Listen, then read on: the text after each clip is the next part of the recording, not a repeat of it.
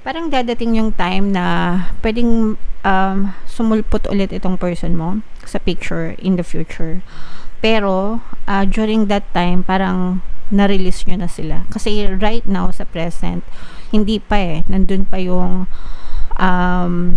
longing, no? Hindi pa maka-move on. Actually, parehas kayo hindi pa maka-move on right now. Nandun pa yung pag-aalala, nandun pa yung mga regrets, parehas kayo. Pero in the future, guys, maaari itong bumalik sa'yo. And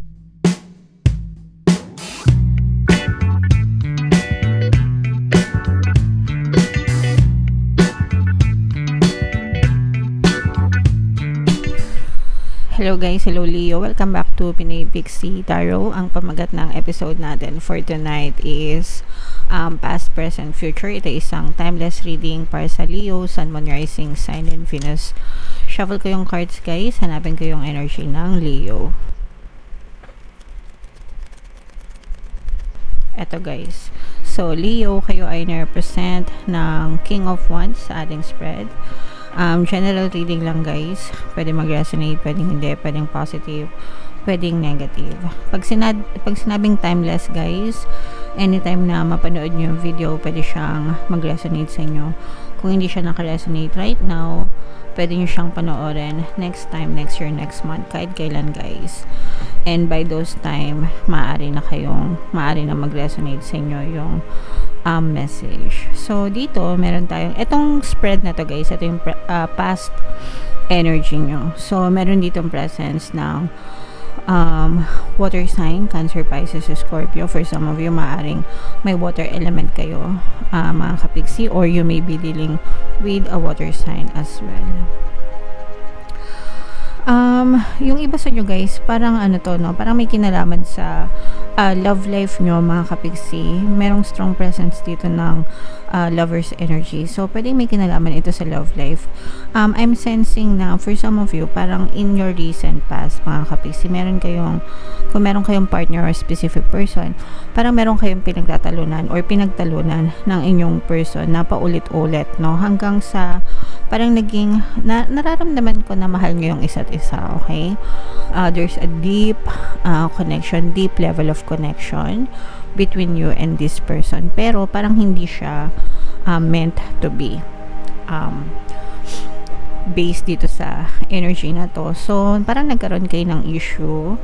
This can be a third party issue or parang issue na may nakikialam dun sa relationship nyo mga kapiksi, okay? Or it can be a third party na pwedeng naka-influence sa relationship nyo. And parang paulit-ulit siyang nangyari sa inyo to the point na nagdesisyon kayo na maghiwalay mga kapiksi.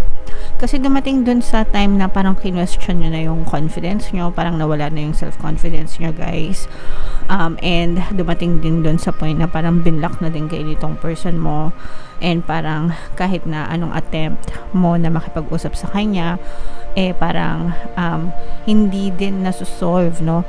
Every time na nag-uusap kayo, parang sa away lang napupunta, sa away lang, hindi resolution yung nakukuha nyo. Bagkos ay kapag nag-uusap kayo, lalo lang kayong nag-aaway ng person mo sa inyong recent past mga kapiksi.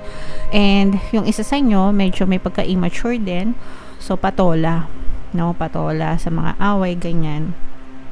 Hanggang sa parang binigyan kayo ng chance ni universe na makawala dun sa ganyang klase ng story mga kapiksi. Okay, so parang nakakaramdam ako na pwedeng nagkaroon kayo ng separation nitong person na to, o kaya naman parang nag-ghosted, no? Ibig sabihin parang bigla na lang nawala ng parang bula. Pwedeng walang formal breakup mga kapiksi, pero parang bigla na lang nawala yung person, nawala ng contact, nawala ng communication. Okay, so yung isa sa inyo or pwedeng kayo parehas, pwedeng binlock nyo siya, pwedeng binlock nila kayo mga kapiksi. So sa present situation natin guys, mayroon ditong presence ng Earth sign, Aquarius, Gemini, Libra. Actually, nararamdaman natin dito na meron pang pagmamahal between you and your person. Okay? Merong may eksena na bago, no? This can be a new specific person sa'yo or sa kanya. Pero hindi pa nakaka-move on kayo, no? Ikaw, hindi ka pa nakaka-move on sa kanya. And likewise, yung person mo, hindi pa rin siya nakaka-move on sa'yo. And kahit na hindi kayo nag-uusap or hindi na kayo nagkikita, ganyan, nandun pa rin yung feelings na alagaan pa rin mga kapiksi. Hindi, kumbaga, hindi naman sa inaalagaan or what, pero parang hindi siya agad-agad nawawala. And that's fine. I mean, normal yun, guys, no?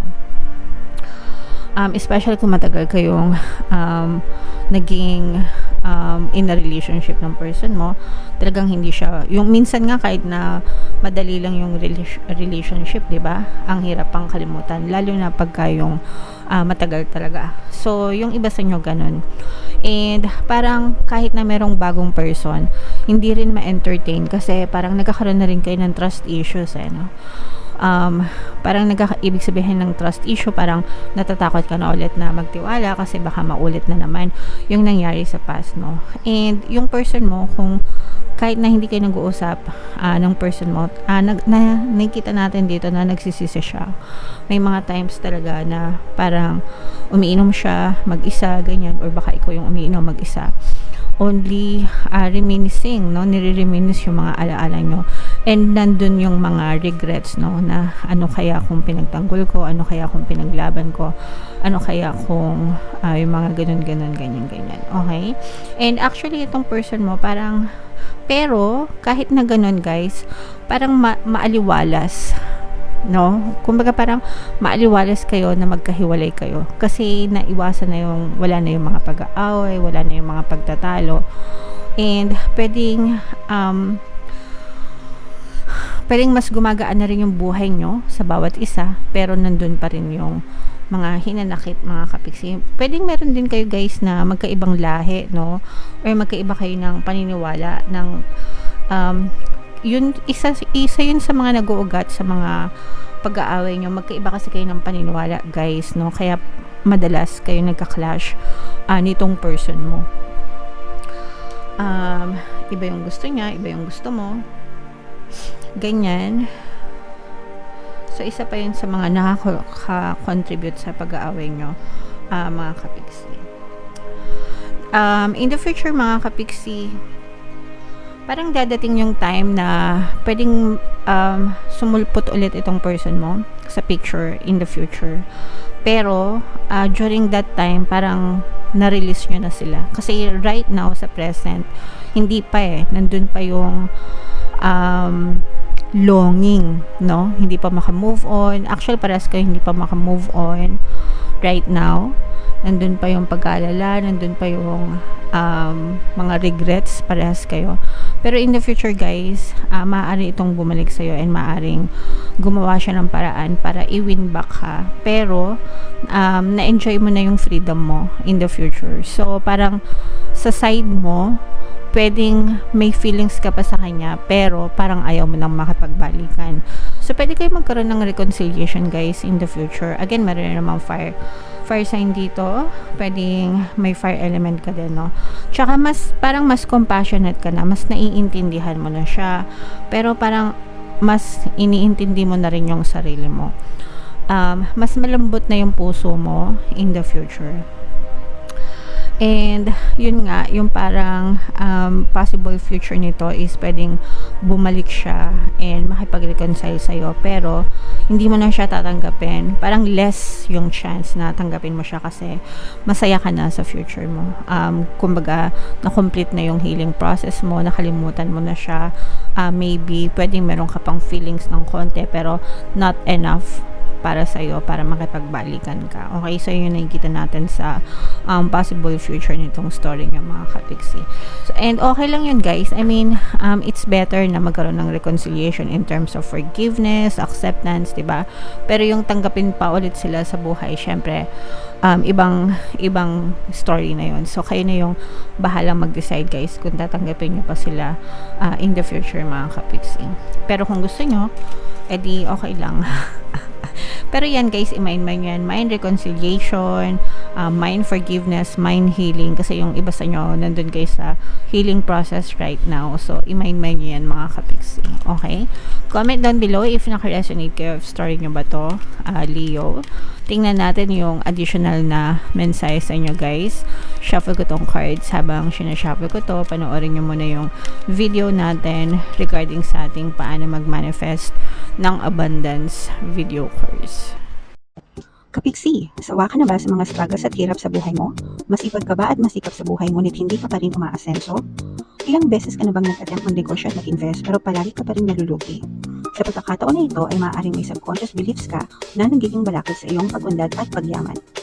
Introducing, paano mag-manifest ng abundance video course. Dito ay matututunan mo ma-overcome ang mga balakid mo para tuluyan ka ng umunlad, umasenso, sumagana, maging matagumpay, successful at maswerte sa iyong kabuhayan, pera, trabaho, negosyo sa lapi at kaperahan ng bonggang-bongga. Dali, mag-send na ng email sa pinoypixitaro@gmail.com at simulan na ang iyong pagyaman ngayon. Alright, so sa lahat ng gusto mag-avail ng course guys, yung promo natin for July, magbibigay ako ng 500 pesos na discount until July 31 guys. So i-avail nyo na, sobrang ganda mga kapiksi. And meron din tayong bagong course, paano mawala ang third party at magkaroon ng harmonious na relationship para sa mga kapiksi natin na nagdudusa dahil sa mga kabit ng mga jowa nila. Para sa inyo yan guys, 30% discount until July 31. Avail nyo na guys habang mura pa. So ito yung mga additional na messages para sa inyo guys. We have bodies of water. Ito guys, cleansing ito and recharging. Okay, spend time near water such as lake, river, or the ocean to recharge your batteries. Yung mga bodies of water kasi like ocean, lake, rivers, meron talagang natural cleansing properties yan mga kapiksi. So especially na nasa healing kayo, may mga dinadamdam kayo mga kapiksi, no? If ever naka-resonate kayo dito sa reading na to, I advise talaga na maligo kayo sa mga tubig dagat. Pero kung wala namang chance kasi malayo kayo, ganyan, hindi accessible, okay lang yun. Pwede naman kayong maligo na may tubig na may asin, yung batsa, no?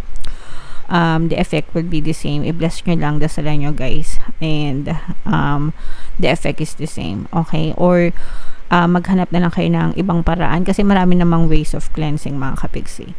Makakatulong yun para mabawasan yung negative energies na nararamdaman nyo guys. Okay? And then ito naman, golden opportunities, no?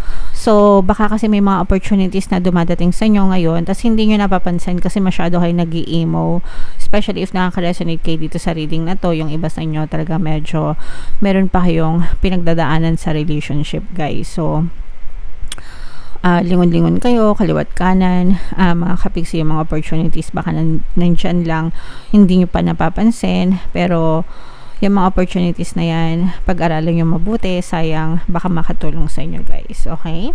Alright.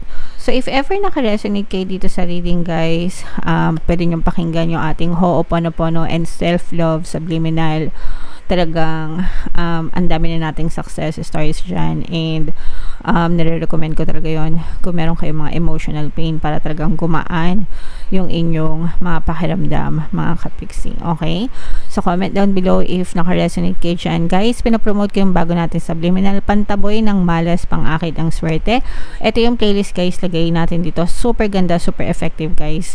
And ito naman yung ating success stories ng paano mag-manifest ng abundance video course. Click here to subscribe and click here to join our membership program. Thank you for liking, sharing, and subscribing. See you again next time. I love you all guys. Have a nice day. Bye bye.